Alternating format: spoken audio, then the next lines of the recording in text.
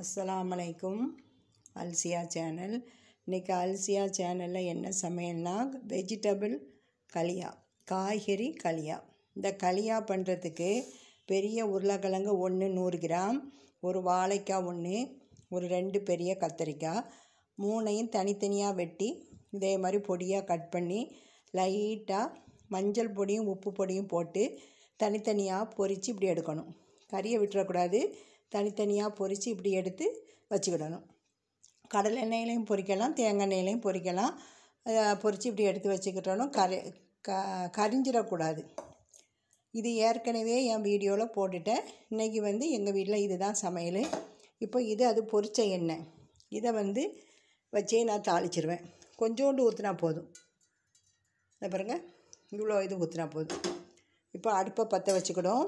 தேவையான பொருட்கள்: சோம்பு பொடி, ஜீரகப்பொடி, வத்தல் பொடி, தேங்காய் பால், கட்டியாக பால் எடுத்து அரை மூடி தேங்காய், அதை கட்டியாக பால் எடுத்து மல்லி புதினா இலையை பொடியாக நறுக்கி போட்டிருக்கேன். அதுக்கப்புறம் மிக்சியில் இருக்க இந்த ஜாரில் இருக்க பூவை 2வது தண்ணியான பால் எடுக்கணும். இதை தான் ஃபஸ்ட்டு தாளித்தோன்னே ஊற்றணும். இந்த கட்டியான பாலை கடைசியில் ஊற்றணும். தக்காளி பழம் 2, பச்சை மிளகா விதையெல்லாம் எடுத்துகிட்டு 2 பெரிய மிளகா, பெரிய பல்லாரி 1, சிறிய பல்லாரினா 2, தாளிப்பதற்கு கருவேப்பிலை, இஞ்சி பூண்டு பேஸ்ட்டு. அதுக்கப்புறம் இப்போ இதை பற்ற வச்சிரும். காய்கறி கலியா இது பேர். சோறு வடிச்சிட்டேன். அதுக்கப்புறம் கோழி குழம்பு இருக்குது. இன்றைக்கி சிம்பிளாட்டு தயிர் வச்சு சாப்பிட்ற மாதிரியான ஒரு ரெசிபியை தான் நான் போடுறேன். இது எல்லாருமே இதை சாப்பிடலாம். அசைவ சாப்பிட்றவங்க ஈரல் இருக்குது பாருங்கள், அந்த ஈரலை பொடியாக நறுக்கி லைட்டாக வேக வச்சு அதை இந்த காய்கறியோடு நம்ம போடணும். இப்போ நான் ஈரல் போடாமல் வெறும் காய்கறி கலியாத்தான் பண்ண போகிறேன்.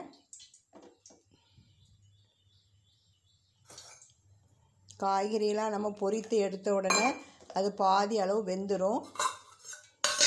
இப்போ என்ன பண்ணுறேன்னு பாருங்கள். ஃபஸ்ட்டு கருவேப்பிலை, கொஞ்சம் வெங்காயம் போட்டுறணும். இந்த வெங்காயத்தோடையே இஞ்சி பூண்டு பேஸ்ட்டு போட்டுறணும். போட்டுட்டு நம்ம ஏற்கனவே காய்கறியை பொரித்து எடுக்கும் போது லைட்டாக உப்பு பொடியும் மஞ்சள் பொடியும் போட்டு தான் அதை பொரித்திருப்போம். அதனால் உப்பு அதிகமாக போடாதீங்க. லைட்டாக போட்டுட்டு அது பத்தாதுனா தான் 2வது போடணும். கம்மியான உப்பு தான் இதில் போட்டிருக்கேன். இந்த காய்கறியில் உப்பும் மஞ்சள் பொடியும் போட்டு தானே பொரித்து எடுத்துருக்கோம். அதனால் இதில் உப்பு நிறைய போடக்கூடாது. இப்போது நறுக்கிய தக்காளி, மிளகாய் போட்டாச்சு. இதிலையே நாம் என்ன பண்ணணும்னா சீரகப்பொடி, சோம்பு பொடி அரை ஸ்பூன் போதும், ஜீரகப்பொடி 1 ஸ்பூன் போடுங்க. வத்தல் பொடி உங்கள் காரத்துக்கு ஏற்ப போடுங்க. நான் அரை ஸ்பூன் போடுறேன். நல்லா வதக்கணும். இது வதங்கட்டும். நம்ம இப்போ இந்த தேங்காய் 2வது பாதியில் முதல் பால் இருக்குது. இப்போ 2வது உள்ளதை நம்ம பால் எடுத்துக்கணும்.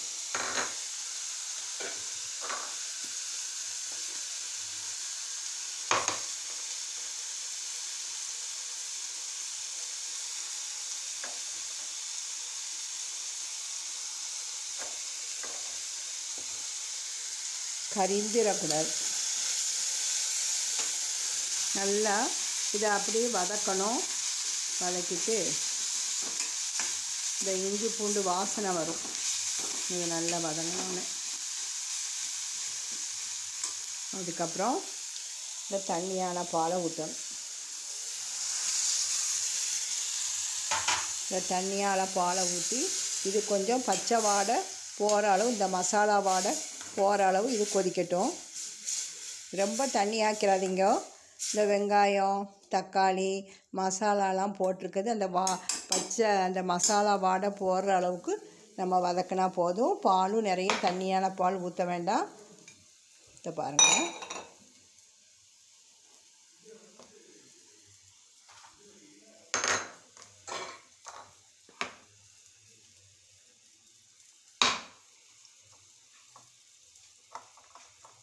எப்போதுமே தேங்காய் பால் நான் தண்ணியில் எடுக்க மாட்டேன், லைட்டு மிதமான சுடுதண்ணியில் தான் எடுப்பேன்.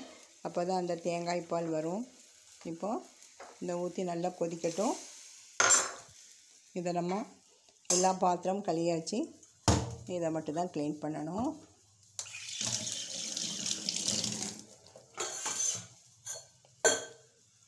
இப்போ எல்லாம் உப்பு காரம்லாம் கரெக்டாக இருக்கான்னு பார்க்கும். கொதிக்கட்டும், நல்லா கொதி வரட்டும். இப்போ அடுப்பை கொஞ்சம் ஹை ஃப்ளேமில் வச்சுக்கிடுங்க.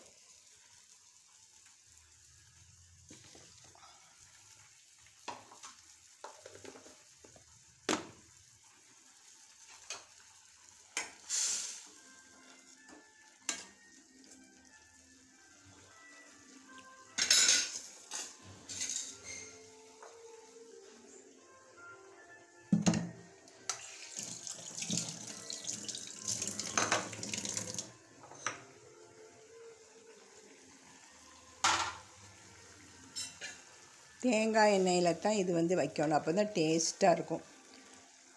நல்லெண்ணெயில் வைக்கக்கூடாது.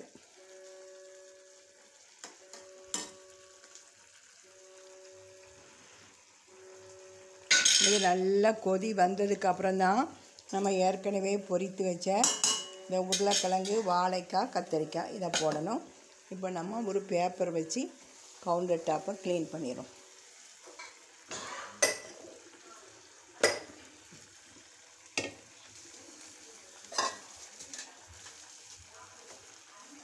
இது நல்லா நம்ம என்ன பண்ணணும், நல்லா கொதி வந்ததுக்கப்புறம் தான் இந்த கட்டியான பாலை ஊற்றி ஒரு 5 நிமிஷம் கொதிச்சோன்னே இறக்கிடணும்.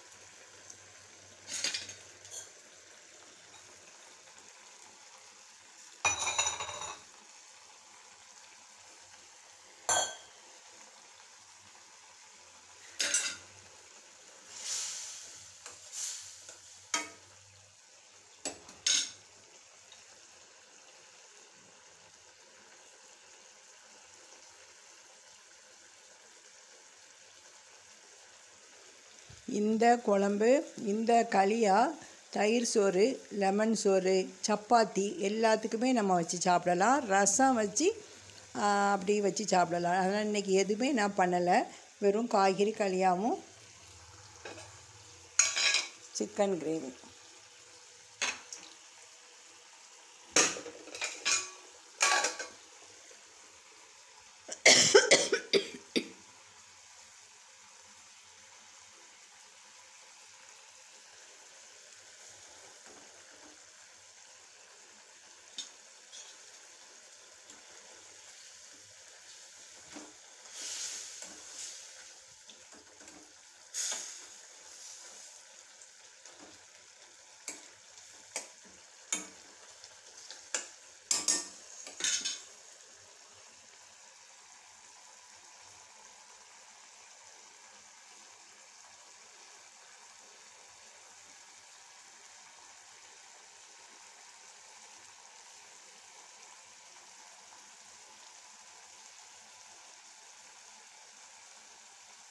இப்போ நம்ம என்ன பண்ணணும், இந்த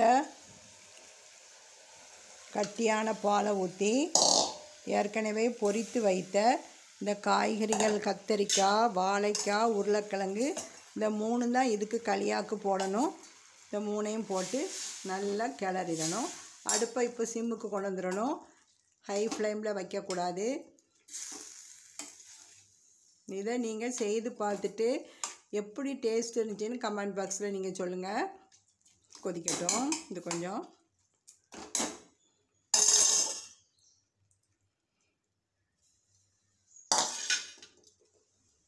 நம்ம வந்து கொஞ்சோண்டு நெய், ரொம்ப இல்லை, கொஞ்சோண்டு நெய் ஊற்றியாச்சு. இது கொதித்ததுக்கப்புறம் தான் திரும்ப உப்பு நம்ம பார்க்கணும். ஏன்னா இதில் உள்ள உப்பு இறங்கும் தானே, காய்கறியில் உள்ள உப்பு நம்ம அப்போ திரும்ப பார்க்கணும். இப்படி தான் இருக்கும் களியா.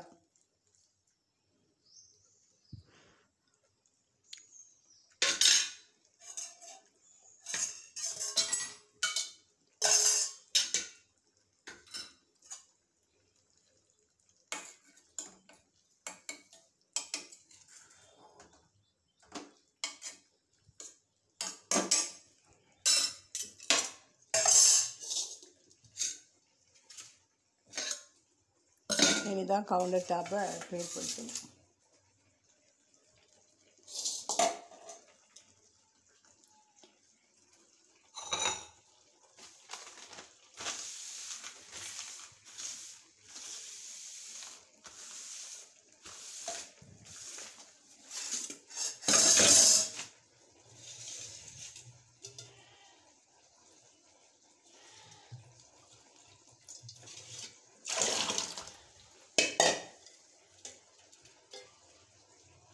பப்பாளி பழம் 1 பழுத்திருக்குது. இதை கட் பண்ணணும். தினம் ஒரு ஃப்ரூட்ஸ் சாப்பிடுங்க.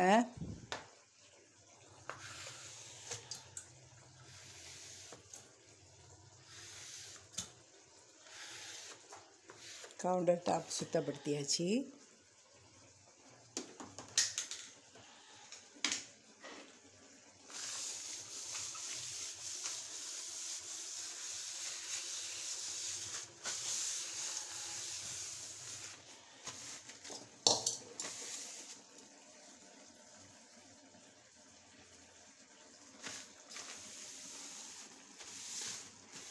பாருங்கள், சமையல் முடிஞ்சிட்டு அடுப்படி கவுண்டர் டாப் எல்லாம் சுத்தமாயிட்டு அடுப்புக்கு மேலேயும் இதே மாதிரி பேப்பரை வச்சு தொடங்க.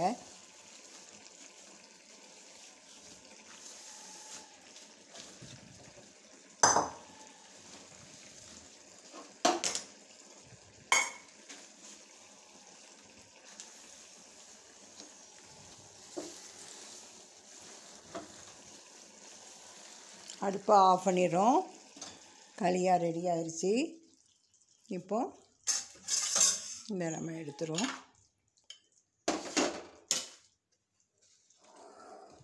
இப்படி தான் இருக்கணும் பாருங்கள்.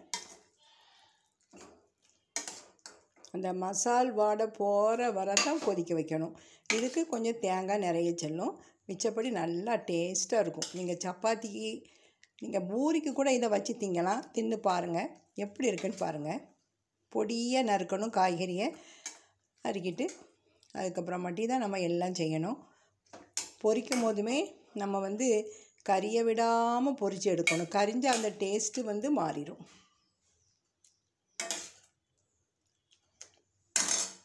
சூப்பரான மணக்க ஒரு களியா வந்து காய்கறி களியா ரெடி ஆகிட்டு. இதுதான் இன்றைக்கி அல்சியா சேனலில் டுடே சமையல். பாருங்கள், நீங்களும் இப்படி செய்து சாப்பிடுங்க. இந்த ரெசிபி பிடிச்சிருந்தா லைக் பண்ணுங்கள். புதுசாக பார்க்குற சப்ஸ்கிரைபர் மட்டும் சப்ஸ்கிரைப் பண்ணி பக்கத்தில் உள்ள பெல்லை கிளிக் பண்ணுங்க. அப்போ தான் நான் போடுற வீடியோஸ் உங்களுக்கு வரும். இன்ஷா அல்லாஹ் நாளைக்கு ஒரு வீடியோவோட உங்களை பார்க்குறேன்.